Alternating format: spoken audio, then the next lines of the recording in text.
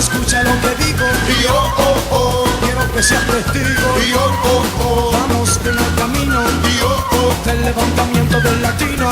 Yo, oh, oh. Escucha lo que digo, Yo, oh, oh. quiero que seas testigo. Yo, oh, oh. Vamos en el camino Yo, oh. El levantamiento del latino. a levantarse temprano, porque para luego es tarde. Tu ciudad, tu país, tu continente está que arde. Y un tren muy grande que va hacia la izquierda se expande por Venezuela, Colombia, Cuba y también los Andes. Le dedico esto a México, donde no hace falta léxico. Para decirle a mexicanos que reivindican lo étnico. Necesario sacar la fuerza, la dignidad, la cultura y la historia debajo de la ciudad, porque es allí donde concentra la irreverencia, la insurgencia, resistencia, inteligencia y diferencia entre la ciencia.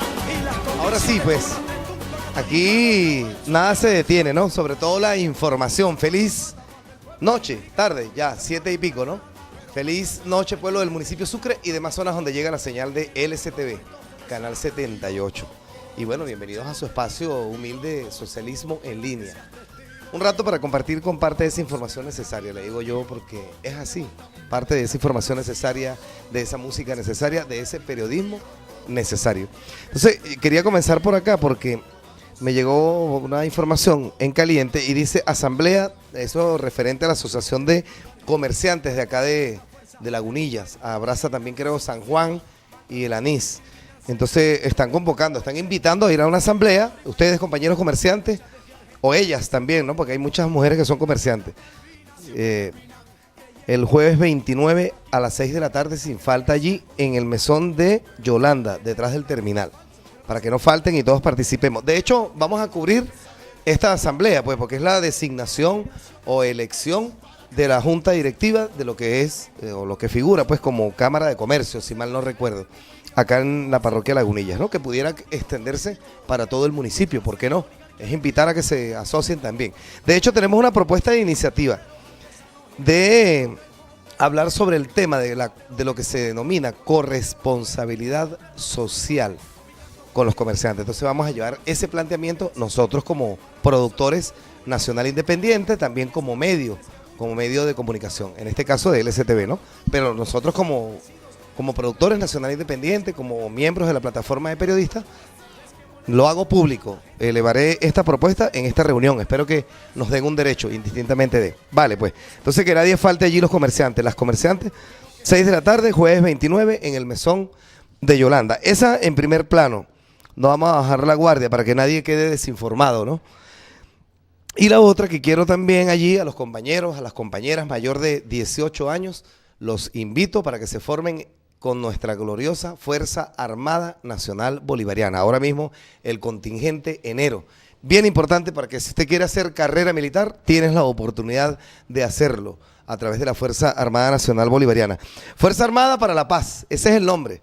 Hay quienes dicen o argumentan que los militares a sus cuarteles, que no se tienen que inmiscuir en política, pero si todo es político y la Fuerza Armada que tenemos está haciendo vivienda, llevándole felicidad a nuestro pueblo, alimento, porque en un estado de cualquier situación que podamos enfrentar, ahí está el comandante presidente eterno, Hugo Chávez, cuando el desastre de Vargas en 1999, cuando se aprobó la Constitución bolivariana, salió al paso, le salió al frente, pues como dicen por allí vulgarmente, le salió al toro.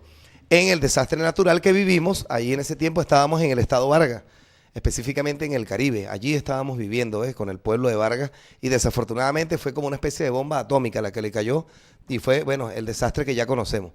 El presidente comandante Chávez en ese momento, en su sapiencia, utilizó la Fuerza Armada Nacional Bolivariana, no se llamaba en ese tiempo todavía así, pero lo hizo pues a través de la Fuerza Armada. La utilizó para llevarle seguridad y tranquilidad a nuestro pueblo, allí en específico. Ahí arrancó toda esa unidad cívico-militar. Entonces los invito a los compañeros, a las compañeras para que se alisten, pues, se enfinen en las filas de la Fuerza Armada Nacional Bolivariana, en cualquiera de sus componentes. También está la oportunidad de la Milicia Nacional Bolivariana, que es otro componente armado también, pero para la paz, vuelvo a repetirlo. Tenemos una Fuerza Armada cohesionada, en defensa de los derechos de todas y de todos, y bueno, ahí está la oportunidad para hacer carrera dentro de ella. Entonces, Muy emocionados porque de verdad que el sábado gozamos un pullero y también estuvimos bajo riesgo. Pudimos ver cómo se le aumenta el espíritu a un individuo, ¿no? Estamos hablando de una competencia de cala internacional, de cala mundial, que se estuvo o se desarrolló acá en el municipio Sucre, en especial en la parroquia Lagunillas, en Cordillera Norte, así la llamo. Lo que fue el Ultra Maratón Lagurao 2015. Qué competencia, qué destreza, qué resistencia entre ellas y ellos, porque de las dos modalidades, ¿no? En los dos géneros, masculino y femenino, en las distintas categorías, y estamos cocinando todo un documental que lo vamos a estar proyectando en los próximos días porque estamos en la cirugía. Ya el material entró al quirófano y ahí está el compañero José Gregorio haciendo su trabajo de edición en conjunto con el compañero Daniel Mayorga. En fin, un trabajo que de verdad hemos disfrutado, donde los protagonistas, por supuesto, fueron ustedes, los compañeros, los atletas. Ahí hay mucha gente a quien edificar, porque esta competencia de alta exigencia atlética, en definitiva, pues fue gracias a esa organización, que es lo que nos dicen los propios atletas, así lo afirman. Eso lo van a ver en los próximos días, Dios mediante. Estamos cocinando ahora mismo un documental para presentárselo a todas y todos ustedes, Dios mediante. Entonces, allí el equipo de la Fuerza Armada Nacional Bolivariana con la milicia, ¿no? La Policía Nacional Bolivariana, Protección Civil, Cuerpo de Bomberos, hablando de las instituciones que resguardaron la seguridad de todos y de todas. De verdad, infinito agradecimiento a ese equipo, porque sin ustedes imposible que se organice también esto, ¿no? Y también a el equipo que trabajó en conjunto con el organizador, el promotor, el profesor Agelvi Serpa Guillén, una estrella deportiva de nuestro municipio, y que bueno, que trajo para acá, a tierra merideña, trajo esta modalidad deportiva que no es cualquier cosa. No es cualquier cosa, se los digo yo que apenas me comí tal vez 7 kilómetros, 7,000 metros de 65 que esta gente recorrió en la Cordillera Norte, Los Ubitos, Loma de la Mora, Páramo del Tambor, en Los Pinos, como popularmente se le dice, la Loma de los Colmenares, hasta retornar de nuevo al estadio Gonzalo Uzcategui, donde se culminó con la premiación de cada uno, ¿no? Entonces, en especial también las atletas que vinieron a codearse, porque realmente es una competencia que lo que veo yo es el humanismo, una carga de humanismo, de ecología sobre todo también, porque como es ecológico, es con el cuerpo, una competencia dura, definitivamente, no es cualquier cosa. Entonces yo quiero felicitarlos a todas, a todos por igual, a los organizadores, a los atletas que son las estrellas en definitiva de esta competencia, y bueno, los distintos medios de comunicación que pudimos estar allí cubriendo para hacer otra etapa de nuestra historia, porque eso es lo que estamos haciendo, documentando, porque una vez que se documente ya pasa a ser historia, y esto pues quedó plasmado, bendito sea Dios, a través del Ultra Lagurao 2015. Pudimos hacer un trabajo allí, los compañeros de Artedocu también estuvieron por acá, ellos como organización, como cooperativa productora de televisión, estuvieron por acá. Por cierto, es el único accidente que ocurrió en la competencia. Afortunadamente es el único. Todo quedó perfecto. Por eso felicito infinitamente a todos los organizadores y a todo a quien apoyó para que esta actividad se desarrollara con la normalidad como no lo teníamos previsto. De hecho, en la competencia del año pasado pudimos ver atletas que rodaron, porque hay lugares tan difíciles el acceso que tuvieron algún accidente, algún golpe, ¿no? Producto de la misma competencia, es algo normal. Pero lo que quiero aplaudir es que no hubo ningún accidente que lamentar, nada. Quedó todo perfecto, eso lo dicen los atletas. El único accidente que afortunadamente, pues sí, hubo un accidente, por ahí lo tenemos también documentado, fue un helicóptero, una cámara aerotransportada que popularmente se le llama Phantom. Y bueno, la brisa que nos reina, que nos abraza acá en la parroquia Lagunillas, esa brisa sabrosa que corre acá, pues entonces hizo que el helicóptero perdiera el control, colisionó con la meta, con el inflable que había allí con la meta, y luego colisionó contra la tierra y desafortunadamente pues se perdió el equipo, ¿no? Oye, qué riesgo, ¿no, Daniel? Menos mal y no van tripulados, ¿no? Pero en realidad es un anfibio, pues un tipo helicóptero para hacer mejor la filmación y todo aquello. Es el único accidente que ocurrió. De lo contrario, todo quedó de las mil maravillas. Por eso tenemos una emoción inmensa de haber compartido con todos estos compañeros que nos visitaron. Fuimos los anfitriones y todo el mundo quedó alegre y contento. Ya el profesor Helvi Serpa Guillén sintetizará todo lo que tiene que ver con la información estadística y es la que nos hace falta para para avanzar, mejor dicho, para avanzar un poco más en lo que tiene que ver con la culminación, el desarrollo y también las premiaciones en las distintas categorías. Entonces, todos esos datos estadísticos, la cantidad de participantes, estoy seguro que hubo como alrededor de más de 140, si la imaginación no me falla. Más de 140 competidores, algunos retirados en el inicio de la competencia, otros, bueno, en otros puntos de control, después de haber recorrido 22 kilómetros. No es sencillo, definitivamente es de admirar. No me imaginé que existiera ese nivel de resistencia y de concentración, diríamos nosotros, porque hay que ponerle el alma y el corazón para asumir este tipo de actividad, este tipo de competencia que definitivamente, oye, bueno, hay que simplemente compartir allí parte de la misma para entender el extremo de resistencia al que es sometido el cuerpo humano, la concentración, el espíritu con que los atletas se entregan. Pues de verdad que, bueno, en los próximos días estaremos presentando ese material documentado y de verdad que nos estamos, bueno, vuelvo a decirlo, muy contentos porque la cosa quedó perfecta. Dejamos de dormir 2 días, pero quedó perfecto todo, afortunadamente. Y así todo el equipo promotor. Entonces, sin más preámbulo, yo quiero continuar con el compañero Daniel. Hay un material que tiene que ver, a ver, ¿qué tenemos allí? Vamos a proseguir con otro material que logramos descargar por esos intercambios que porque estamos haciendo alianzas con todo el mundo.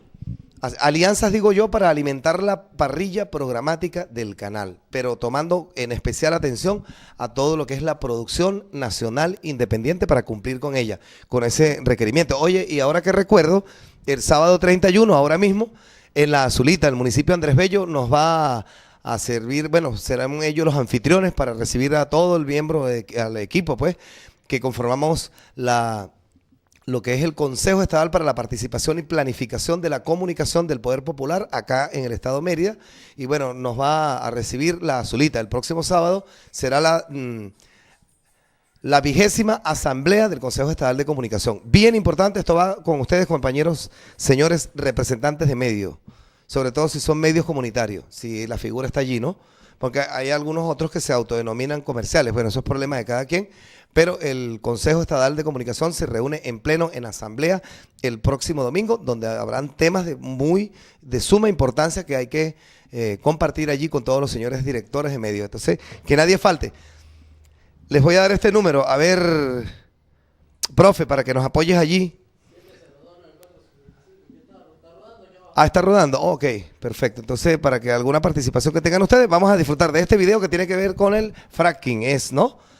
Oye, ustedes se preguntan y se imaginan este escenario, que abra usted la llave del lavaplato en su casa y le mete un fósforo y que eso se prenda en llama como un combustible. Eso está ocurriendo en Estados Unidos de Norteamérica por la sobreexplotación de la corteza terrestre y por eso se llama fracking. Vale, vamos a verlo y seguimos acá. ¿Aún? Bueno, listo pues.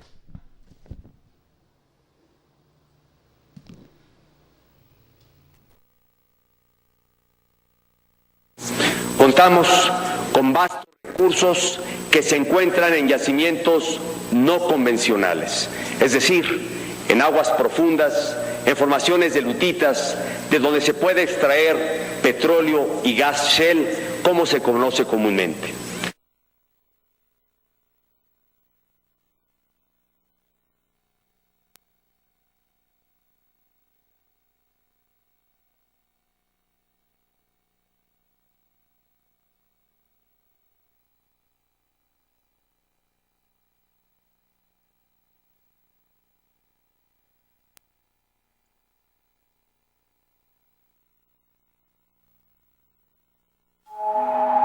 In 2006, filmmaker Josh Fox received a letter in the mail offering him $100,000 for permission to drill for natural gas on his land. He knew that in 2005, Congress had passed a bill exempting gas companies from environmental regulations. He wanted to know what impact the drilling would have on his land, so he took his camera across the United States to discover the truth about hydraulic fracturing. The method of gas drilling they use is called hydraulic fracturing, or fracking. It blasts a mix of water and chemicals 8,000 feet into the ground. The fracking itself is like a mini earthquake. The intense pressure breaks apart the rock and frees up the gas.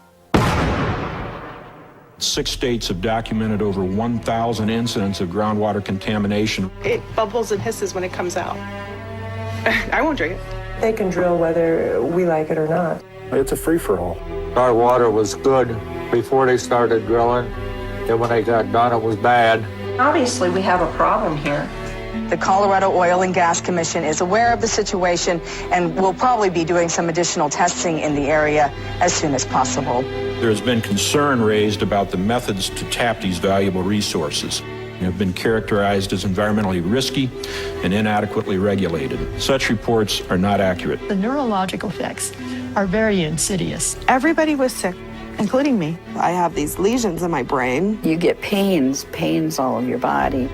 If you weren't able to do this hydraulic fracturing, how much more would we be dependent on foreign oil and terrorism? I have one quote here from you that says that you're trying to do this in a way that doesn't damage the environment. But you also said recently that water contamination is inevitable. Well, yeah, I mean... are those contradictory, or...? Despite documented health risks and environmental impact, hydraulic fracturing is spreading across the globe.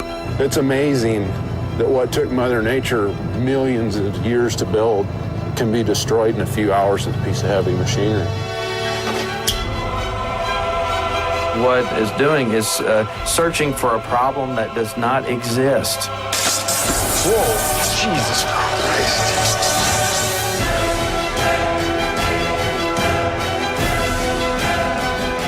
It's not supposed to do that.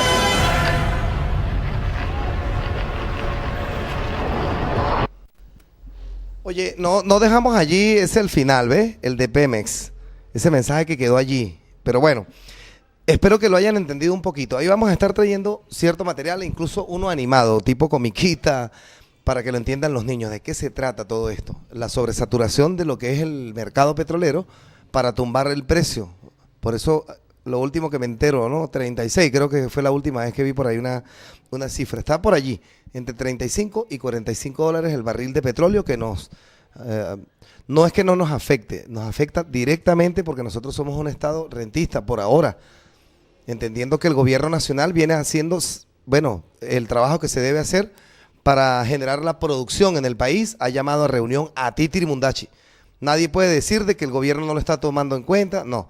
Lo que sí exige, pues bueno, que sean empresas patriotas, que tengan sentido de pertenencia de nuestro país, de nuestro estado.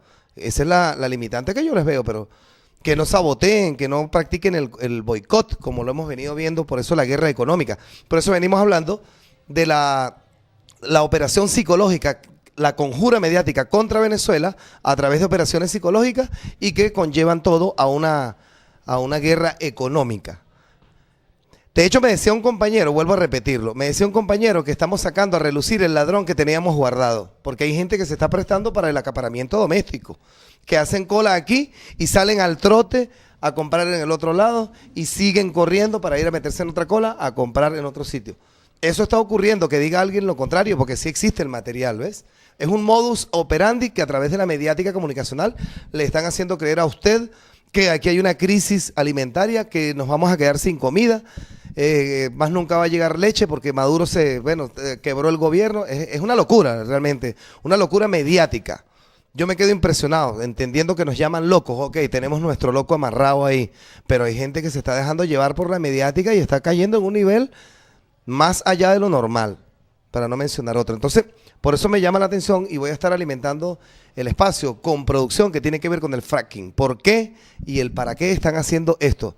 Lo que es explotando la corteza terrestre de nuestra tierra, porque es de todos. Esta nave es una sola, aquí nadie vive en la estratosfera, algunos astronautas, pero hasta ahí llega la historia, ¿ves? Esta nave nos pertenece a todos. El problema ecológico y ambiental nos compete a todas y a todos por igual. Entonces voy a estar ahí alimentándola. Pero allí tenemos otro, ¿no?, que me llamó poderosísimamente la atención, porque es un compañero de origen español que se traslada como corresponsal a Rusia y hace un material documentado que de verdad se las trae. Vamos a conocer a Rusia desde otro flanco, desde el flanco de la ideología también, de la filosofía, que hay algunos que autodenominan o llegan a decir que la filosofía es para brutos, ¿no? Pero vamos a escuchar este espacio, esta producción que se hizo en la hermana Rusia. Vale, pues. Conocer Rusia, entender quiénes son los rusos, cómo viven, en qué piensan, cuál es su visión del mundo, comprender cuál es la Rusia real. Es una dura tarea si partimos de los estereotipos y de las imágenes de las películas de Hollywood. Y es que hasta hoy se mantiene la imagen de la misteriosa alma rusa, que llegó a través de las novelas, con esos personajes vitalistas atormentados por preguntas esenciales. ¿Para qué vivo? ¿Quién soy? ¿Existe el amor? ¿Por qué tenemos que morir? La imagen de este gran país está asociada a amplios campos nevados, a la Plaza Roja, a las estrellas de rubí en las torres del Kremlin, al frío. Aquí en la Plaza Roja surgen a cada paso los símbolos de la Rusia eterna. Una historia cargada de héroes, de grandes personalidades, pero también de gente sencilla, de gente que vivió y que vive en Rusia y sobre la que escribieron los grandes clásicos del siglo XIX. Gogol, Chekhov, Dostoyevsky, Tolstoy, el gran retratista del alma rusa. ¿Tiene sentido hoy seguir leyendo a Tolstoy? ¿Podemos conocer Rusia a través de sus obras?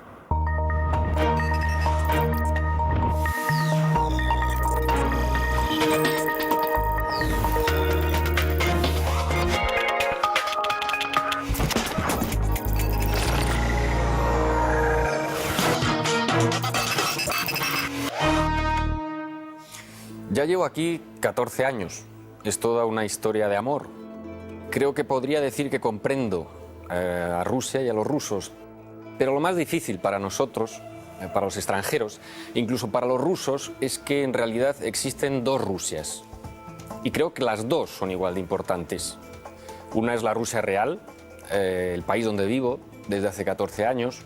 Moscú, con sus 12 millones de habitantes, sus iglesias, sus parques, sus aceras infinitas. Y la otra es la Rusia mental, la que podríamos llamar también Rusia eterna. Esa Rusia que nos llegó a los occidentales a través de la literatura, de los clásicos rusos que dibujaron el alma de este pueblo.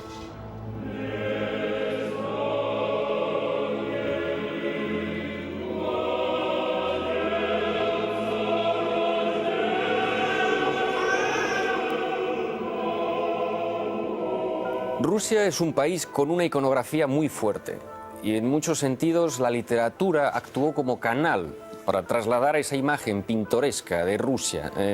Me refiero a la nieve, los trenes, los zares, los gorros de piel, los trineos. Es difícil amar un país si no se ama su cultura y en este caso la literatura de Tolstoy supuso para mí un flechazo estético con Rusia. En pocos escritores como en Tolstoy la vida y la obra se funden tanto. Los escenarios de Guerra y Paz y de Ana Karenina, los palacios petersburgueses, los campos de batalla, la vida rural, todo eso lo conoció Tolstoy de primera mano. Combatió en el Cáucaso, fue oficial de artillería en el sitio de Sebastopol, 1854, donde experimenta el patriotismo, el desgaste de la guerra y donde es testigo de un rasgo de sus compatriotas que le conmueve especialmente, la resistencia del pueblo ruso ante el sufrimiento. Toda la vida de Tolstoy está dominada por una mezcla de vitalismo desaforado. Se jugaba la vida en cacerías de osos, de joven tuvo una vida desordenada y aprendió a montar en bicicleta cerca ya de los 70 años. Mezclado todo eso con una intensa vida interior. Le obsesionaba desde joven la búsqueda del bien y en su madurez acabará fundiéndose con el pueblo sencillo, con los campesinos, en busca de las verdades esenciales, trabajando la tierra con ellos, buscando de alguna manera a Dios a ras de suelo. Esta mezcla de introspección y de vitalidad es un rasgo muy típico del pueblo ruso. Y en este sentido Tolstoy era realmente muy ruso. Para conocer el alma de Rusia tenemos que salir de aquí. Tenemos que alejarnos del corazón taquicárdico de esta capital trepidante que es Moscú y dirigirnos 200 kilómetros al sur de donde nos encontramos, donde vivió el hombre que mejor supo dibujar no solo el alma de los rusos con sus obras inmortales, Guerra y Paz y Ana Karenina, sino el alma de todos los hombres. Es precisamente esa ansia de verdad, esa ansia por conocer los misterios del alma humana, uno de los rasgos de la literatura rusa y la que la hace más universal. Nadie como Tolstói, que conoció de primera mano el horror de la guerra y las imposturas de la alta sociedad, supo captar las vacilaciones del alma de los hombres en todo su amplio abanico de matices. El tren es probablemente el medio de transporte más literario y más típicamente ruso. El escritor gallego Álvaro Cunqueiro decía que la literatura rusa está atravesada por un pitido de tren en la noche. Pero es que además el tren es uno de los vehículos apropiados para la reflexión. Un vehículo donde los rusos aprovechan los encuentros casuales para entablar conversaciones. Vamos a intentar reflexionar sobre el alma rusa que describió Tolstói en este tren que nos lleva a Tula, la provincia donde se encuentra ubicada Yasnaya Poliana. Disculpe, ¿de dónde es? Soy de España. ¿De España? Sí. Qué interesante. Yo también hablo español, ¿eh? Hablas español sin acento, mejor que yo. Bueno, no. Gracias. La lectura de Tolstói es obligatoria en las escuelas rusas.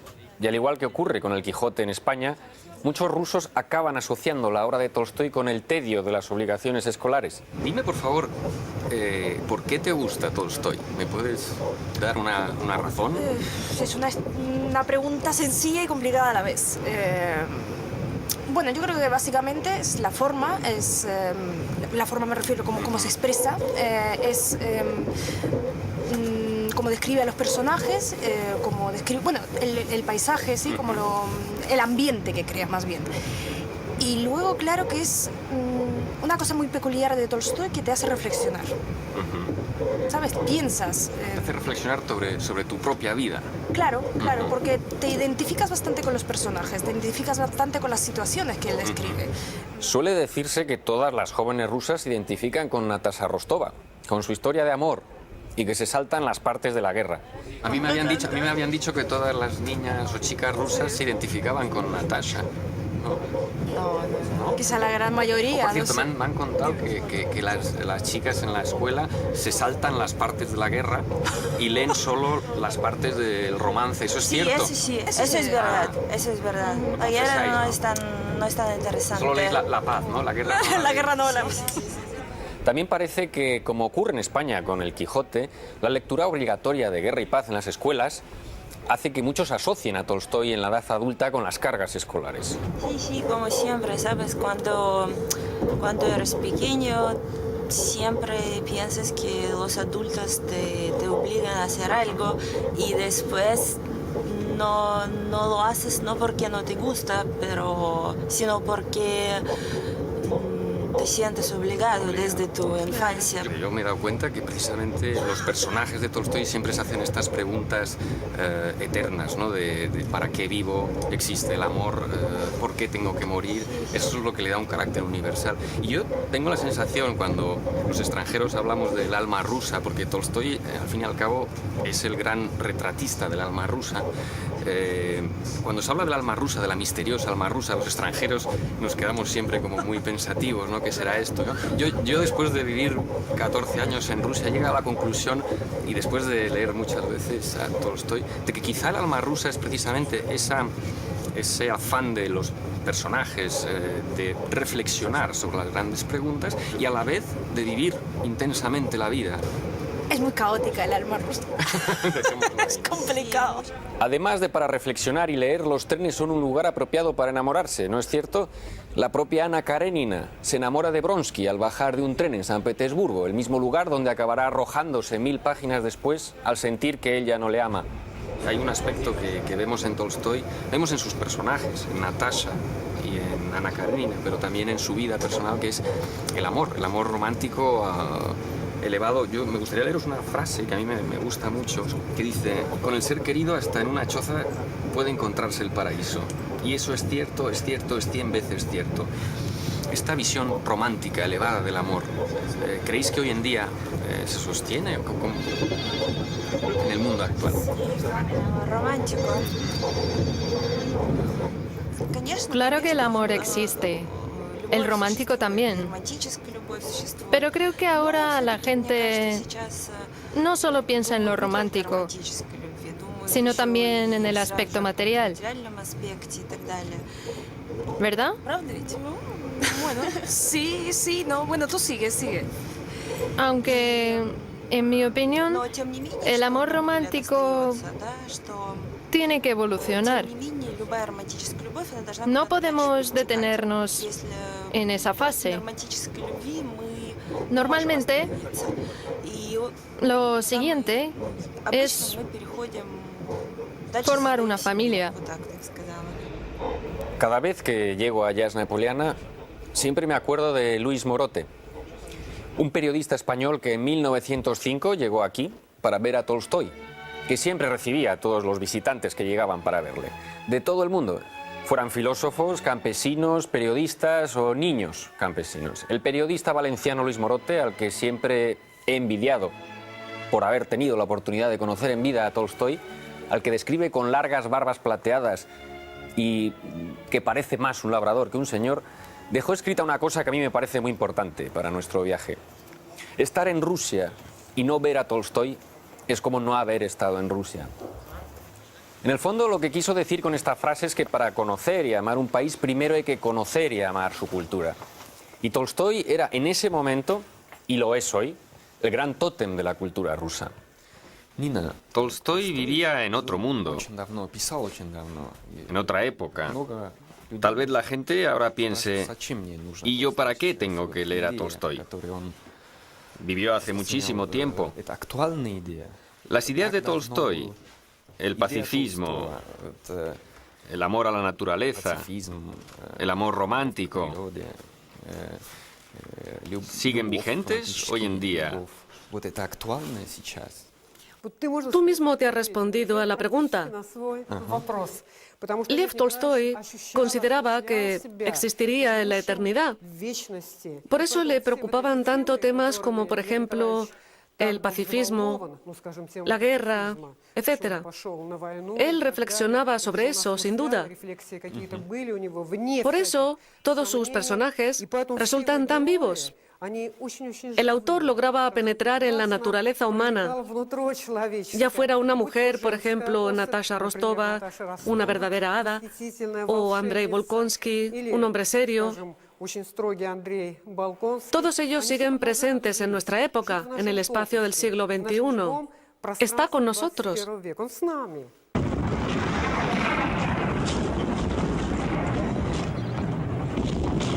En aquel momento, Bonaparte le parecía un ser pequeñísimo e insignificante al lado de lo que estaba ocurriendo entre su alma y el alto cielo infinito por donde se deslizaban las nubes. En ese instante le parecían tan mezquinos todos los intereses que embargaban a Napoleón. Su héroe le parecía tan pequeño, con esa ridícula vanidad y el júbilo de la victoria en comparación con el cielo alto, justo y bueno que él había visto y comprendido.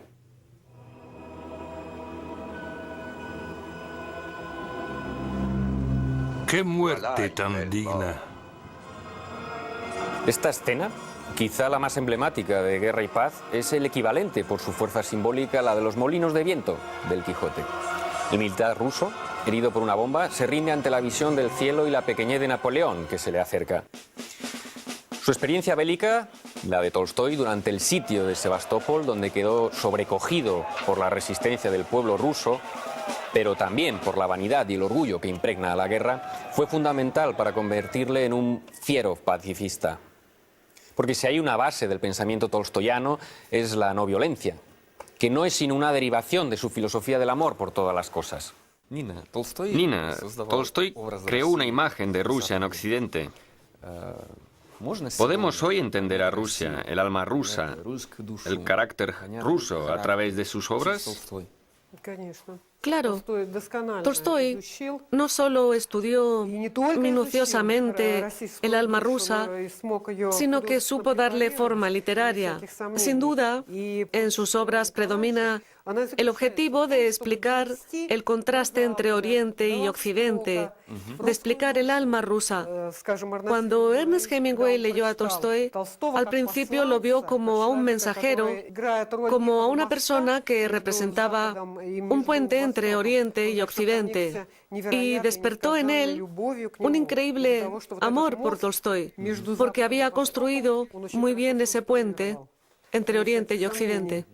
En los últimos años de su vida, Tolstói se carteó con Gandhi, pero no se sabe a ciencia cierta cuál de los dos influyó más en el otro, en lo que la resistencia pasiva se refiere. Que el amor, es decir, la aspiración de las almas humanas a la unión, es la ley única y suprema de la vida humana, es algo que todo hombre sabe y siente en el fondo de su alma. Con mayor claridad puede verse en los niños. Esta ley ha sido proclamada por todos los sabios del universo, hindúes, chinos, judíos, griegos y romanos. La práctica de la violencia no es compatible con el amor como ley fundamental de la vida, le escribe Tolstói a Gandhi 2 meses antes de morir. Nina, ¿crees que ese amor como el amor entre Natasha y Andrei en Guerra y Paz, ese amor con mayúsculas, es posible hoy en día? Creo que ante todo, ese amor se mantuvo entre Liev y Sofía. Eso era lo más precioso que tenían. Vivieron juntos 48 años.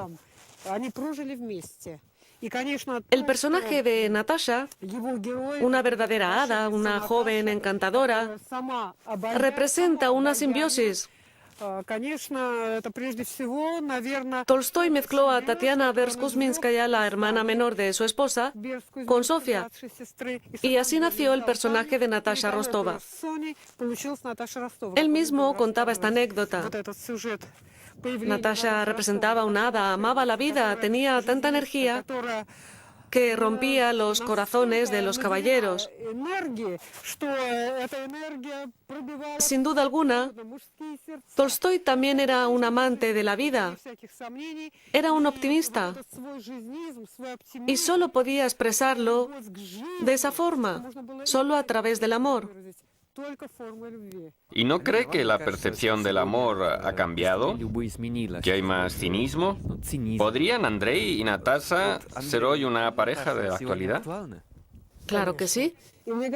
Y creo que el mundo será aún más maravilloso y bello si este amor sigue vivo en épocas posteriores. Sin duda alguna. Solamente el amor puede mover el mundo. El amor de Natasha Rostova, Andrei, Bolkonsky y Pierre es maravilloso. A mí me encanta personalmente la parte de los diarios de Tolstói, en la que él confiesa su amor desesperado por Sofía, cuando aún no sabe si ella lo aceptará o lo rechazará. Aquí vemos al genio completamente humanizado, sintiendo un amor en estado puro que luego trasplantará al alma de sus personajes, como Natasha. No dormía hasta las 3 de la mañana. Como un adolescente de 16 años, soñaba y me atormentaba.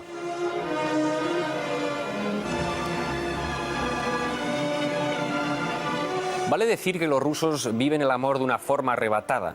Creo que de una forma bastante más impulsiva y entregada y total que en Occidente. Las heroínas de Tolstói son un buen ejemplo de ello. Basta con recordar la reacción desesperada de Natasha cuando no le dejan escapar con Anatoly Kuragin, el calavera que la seduce durante la ausencia de Andrei. Volviendo a la Rusia real, debo confesar que las dos Rusias de las que hablábamos al principio son igual de importantes para mí. De hecho, considero tan necesario en mi día a día consultar el cambio del rublo-euro como los diarios de Tolstói. De hecho, creo que para vivir en este país uno debe enamorarse primero de la Rusia mental, de la Rusia eterna o literaria, como queramos llamarla. Porque para entender y amar un país es esencial conocer y amar su cultura, y Rusia es una superpotencia cultural, aunque a veces los periodistas occidentales nos olvidemos de ello. y solo nos preocupemos de las cuestiones políticas, movidos casi siempre por prejuicios de la época de la Guerra Fría, que yo creo que aún existen. Yo he escrito un libro que se titula A Moscú sin Kalashnikov, precisamente porque he querido renunciar a esa ojeriza y a esa visión negativa y soberbia, también prepotente, que solemos tener los periodistas occidentales en relación a Rusia. He querido centrarme en mi admiración por sus escritores, con Tolstói a la cabeza.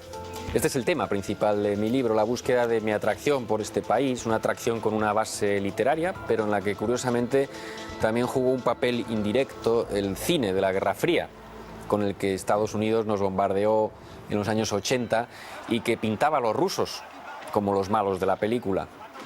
Paradójicamente, esa maldad presupuesta de los rusos que siempre aparecían con rostro serio y mirada perversa me atraía mucho de pequeño. En películas como Rocky IV o Firefox, en la que Clint Eastwood tiene que ir a la Unión Soviética para robar un caza que se controla con la mente, y en la que los rusos marcaban, por cierto, mucho la R al doblarlos al español.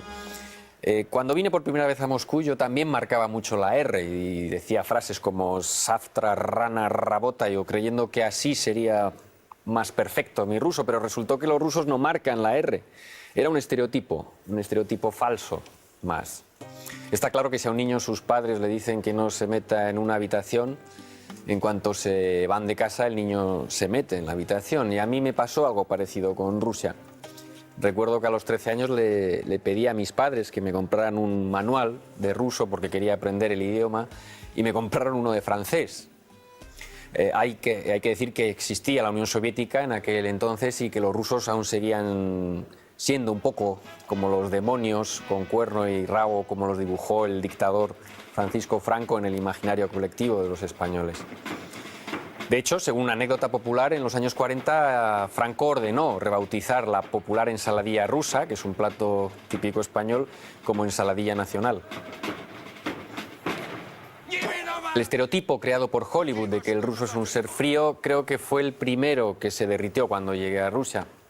Puede que exteriormente el ruso sea un poco frío, pero bulle en su interior, su alma. Los rusos parecen un volcán con las laderas cubiertas de nieve. El ruso es vitalista, como el propio Tolstói. Cuando me preguntan si después de 14 años en Rusia conozco el alma rusa, suelo responder que para mí el alma rusa es precisamente ese cóctel de reflexión y vitalismo que caracteriza a los rusos. ¿Para qué necesitamos leer hoy a Tolstói? Más allá de su obra, su propuesta sigue estando vigente: amar al prójimo y a la naturaleza, la no violencia, la paz. ¿No les parece que el mundo necesita una vacuna tolstoyana? Creo que Occidente no solo necesita a Tolstói para conocer mejor a Rusia, sino para conocerse mejor a sí mismo, porque Tolstói realmente es universal. Y ese es el mayor logro de este enorme sabio y escritor ruso, el de haber unido a todos los pueblos en torno a su figura con una valoración unánime. Como dijo Romain Rolland, no hay en Europa una sola alma de artista en la que se unan los partidos y las razas. La más universal en nuestro tiempo fue precisamente la de Tolstói. En ella nos hemos amado, nosotros, hombres de todos los pueblos y de todas las clases. Y añade, era débil, era un hombre, y justamente por eso lo amamos.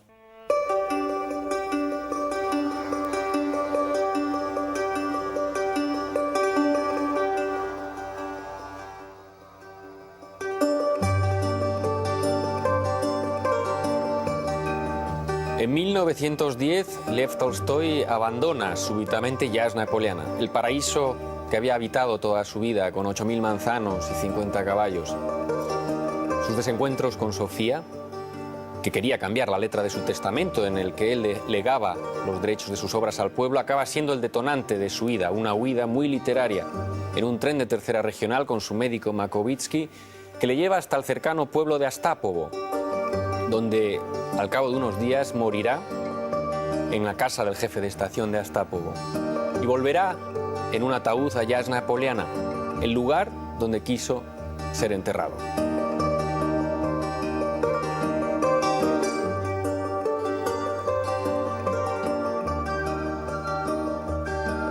Tolstói quiso que lo enterraran aquí, en este lugar, precisamente en este claro del bosque, porque de pequeño jugaba con sus hermanos a un juego que consistía en buscar lo que ellos llamaban la ramita verde de la felicidad universal, que contenía el secreto de la felicidad universal. Y conviene recordar las últimas palabras del maestro cuando en su lecho de muerte dijo: solo les pido que recuerden una cosa. En la Tierra hay millones de seres humanos y ustedes solo lo miran a él.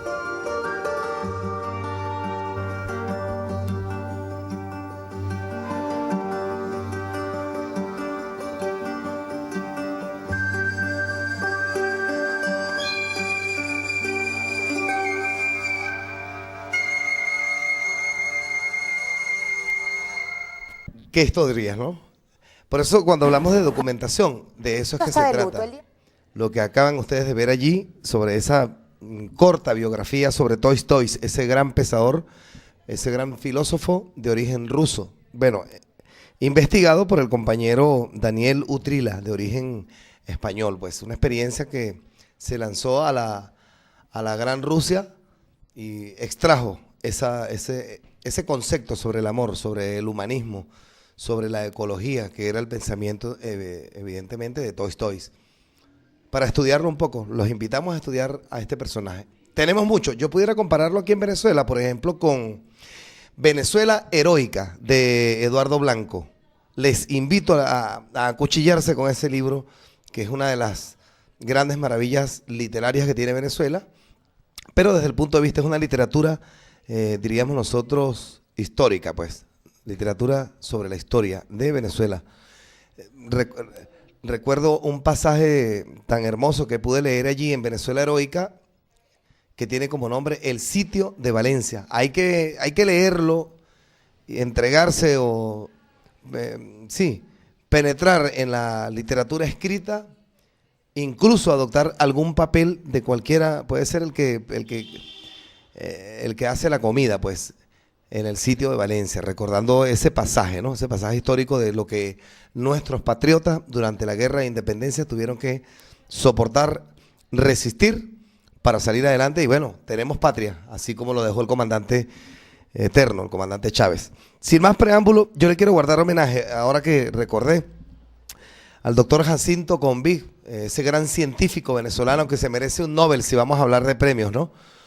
Pero como es venezolano, ¿cómo se le ocurre? ¿Cómo le van a dar un premio Nobel a un venezolano? Es parte de la mediática imperial que existe en el planeta, porque el imperialismo sí existe y es bien salvaje. Entonces, guardándole honor a 1 año y 8 meses, que fue cuando recibí el último correo de este gran médico venezolano, socialista, humanista, y entonces se me ocurrió, pues, investigar algunas informaciones que se pudieron haber hecho sobre Jacinto Convig. Y gracias al equipo de la Venezolana de Televisión, en ese trabajo, se le hizo un homenaje al doctor Jacinto Convig. Entonces, sin más preámbulos, vamos a disfrutarlo y retornamos para la despedida. Trato hecho, pues. Amigos y Venezuela, el mundo está de luto. El día de hoy falleció lamentablemente el doctor Jacinto Convig, venezolano inmortal, que siempre será recordado por su infatigable labor científica, sus aportes en el campo de la medicina para la salud de los pueblos del mundo. Vamos a ver en el siguiente trabajo el homenaje que le hiciera el gobierno bolivariano en la celebración de su 100º aniversario. Grandeza. Dedicación. Humano. Él es un genio. Un siglo, una historia, un hombre que se ha dedicado a la ciencia y al servicio de la salud de los más necesitados. Él es Jacinto Convig, a quien la historia universal reconoce la hazaña de descubrir la vacuna contra la lepra. Un hombre que no se detiene. Él es un venezolano inmortal.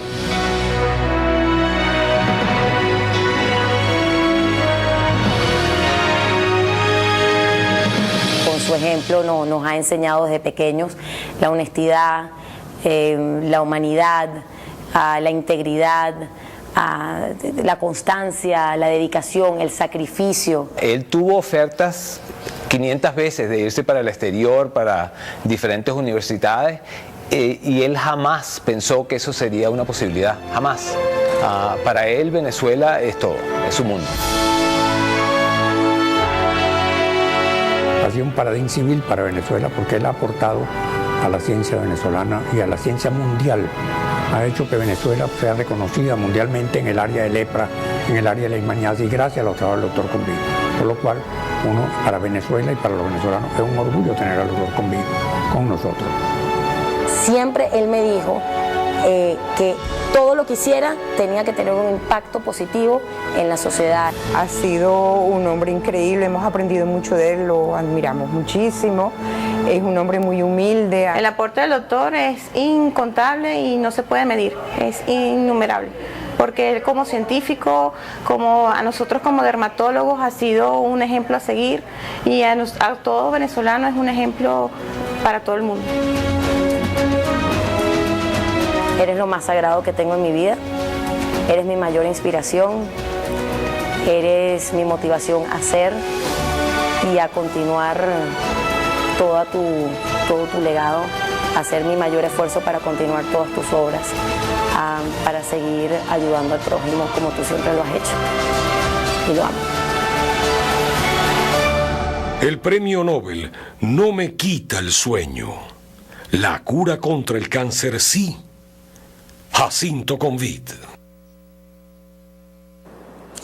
Y a continuación, amigos, vamos a leer para ustedes el comunicado de la familia de Jacinto Combit luego del fallecimiento de este gran científico venezolano. Dice así: el doctor Jacinto Combit falleció el 12 de mayo de 2014, pocos meses antes de cumplir 101 años en su casa en Caracas. El doctor Combit, a quien la Organización Panamericana de la Salud, con sede en Washington, designó héroe de la salud pública en el año 2002, fue un especialista de renombre mundial en la lepra y enfermedades tropicales. Su trabajo en el Instituto de Biomedicina, modificado recientemente a la denominación Instituto de Biomedicina Dr. Jacinto Combit, que fundó en el año de 1972, dio como resultado el desarrollo de un modelo experimental para la lepra.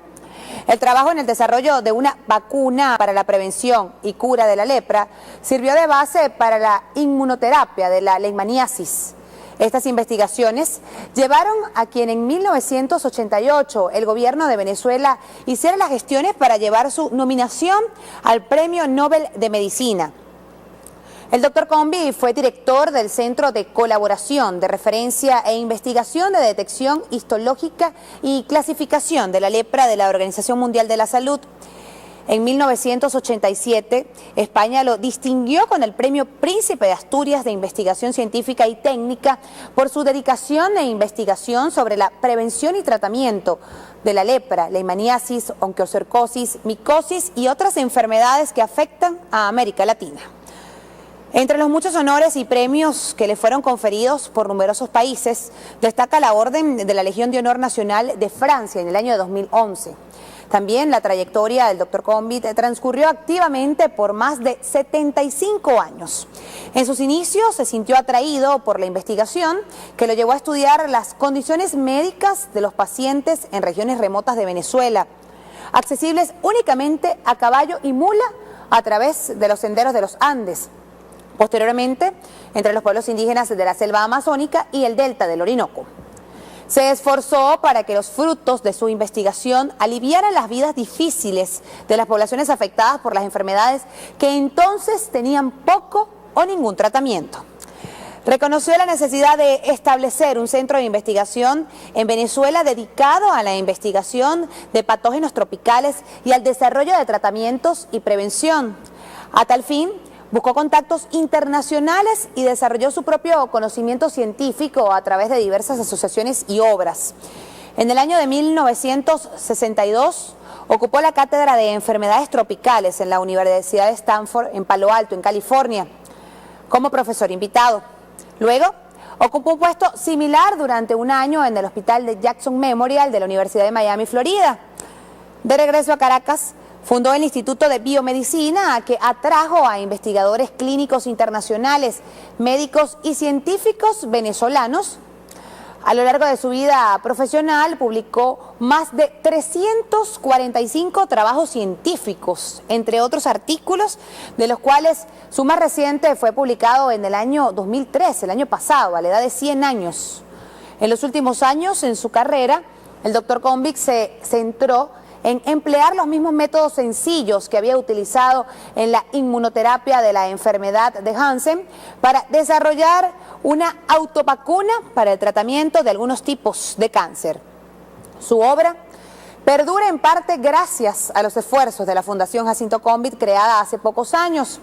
Durante varias décadas, el Dr. Combit fue galardonado decenas de veces. Aunque recibió muchos honores, era conocido por su modestia y su humildad en reconocer el trabajo realizado por otros en laboratorios alrededor del mundo.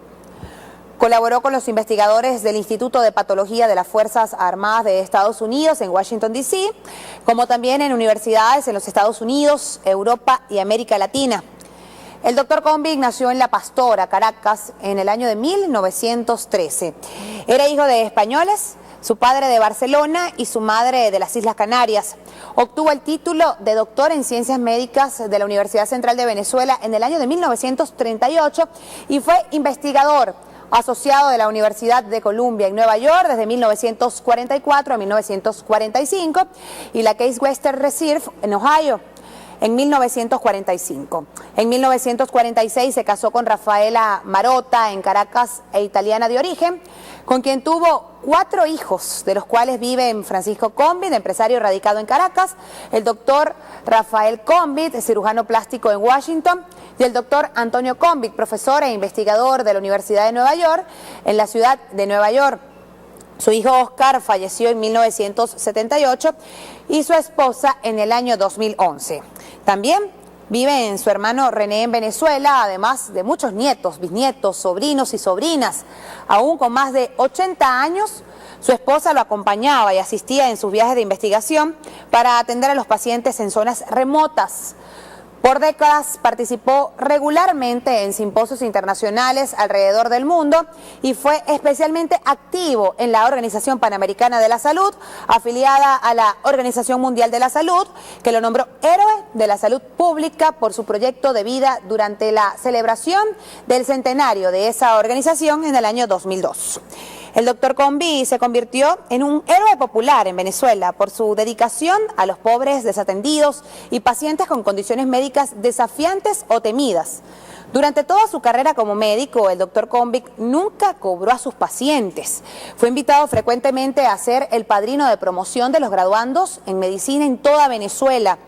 En estas ocasiones, ofreció un discurso a los médicos recién graduados en el que siempre alentaba a la investigación, el acceso universal a la atención médica y la importancia de la buena alimentación y el ejercicio para la progresión de enfermedades. Ese era Jacinto Combit, que el día de hoy parte hacia la eternidad y deja un legado sin duda alguna eterno en el corazón de todas y todos los venezolanos y del mundo entero. Un legado en el ámbito científico, en el ámbito médico y en el ámbito humano que deja nuestro gran Jacinto Combit. Bueno, yo definitivamente puedo llegar y decir, lamento muchísimo haber tenido la oportunidad de entrevistarlo y no poder capturar eso, pero en ese tiempo pues no existían las maravillas tecnológicas de la actualidad. Así de sencillo, pero sí, eso fue o parte de lo que fue el doctor Jacinto Combit y que en definitiva pues lo traigo al recuerdo por haberlo conocido, ¿no? Con ese gran investigador. Por eso he venido diciendo de hace tiempo que qué cantidad de personajes han pasado por socialismo en línea, los llamamos ahora, ¿no? Pero estoy hablando de la intención de hacer una entrevista. ¿Cuántas entrevistas? Y eso nos apasiona. Esto es pasión y razón y con convicción también. Son 26 años haciendo entrevistas, pues. Y lo que me conseguí del doctor Jacinto Combit fue precisamente este trabajo especial que le hiciera Venezolana de Televisión en edificar la figura emblemática, 100 y un poquito más, iba a cumplir 101 años cuando fallece el doctor Jacinto Combit. En todo caso, déjame leer unos por acá que tenemos para agotarlos, ¿no? Me dieron prestado este equipo y vamos a ver qué pasa.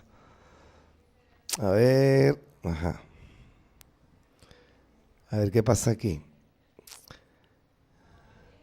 En todo caso, yo quiero cerrar rebobinándoles, recordándoles que la asamblea de la Asociación de Comerciantes para el jueves 29, 6 de la tarde, y estoy invitando también para que los compañeros que quieran participar que quieran participar en la Fuerza Armada Nacional Bolivariana, ahora mismo en el contingente enero 2015, pues entonces rápidamente al batallón, o pueden ser las circunscripciones regionales, por ejemplo, en este caso es en San Jacinto. Qué casualidad que se llama San Jacinto también. Dios tarda pero no olvida. En fin, son algunos mensajes que llegaron por ahí, pero jamás triunfa la maldad ante los ojos de Dios.